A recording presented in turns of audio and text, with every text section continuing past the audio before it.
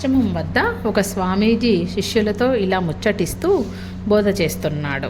శిష్యులారా, మనం మన మనసును మన ఆధీనంలో ఉంచుకోవడానికి, సంతృప్తిగా జీవించడానికి 4 సాధనా మార్గాలున్నాయి. అవేంటంటే వినండి. శిష్యులందరూ స్వామి బోధనలు వినడానికి చాలా ఆసక్తిగా వింటున్నారు.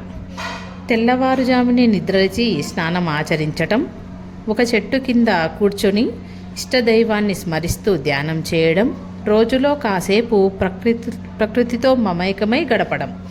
స్వామి బోధనలు వినాలని ఊర్లోని ప్రజలు కూడా ఆశ్రమానికి విచ్చేశారు. వారిని ఉద్దేశించి స్వామి ఇలా చెప్పారు: ప్రజలారా, మనం జీవించే ఈ జీవితం సంపద కోసం మాత్రమే కాదు. మన ఈ పూర్తి జీవితం సంతృప్తిని ఇచ్చేలా జీవించాలి. అందుకు నా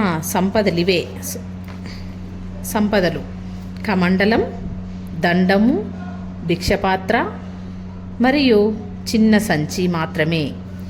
కటిక నేలపై శయనించడం. సంపద అంటే ఏమిటో తెలపండి స్వామీజీ. సంతృప్తిగా జీవించడం ఎలాగో తెలపండి స్వామీజీ. అలాగేనంటూ అందరికీ చెప్పడానికి సిద్ధమయ్యాడు స్వామీజీ. ఉన్నదానిలో సంతోషంగా ఉండడమే నిజమైన సంపద. తృప్తిని కలిగి ఉండటమే గొప్ప ఐశ్వర్యం.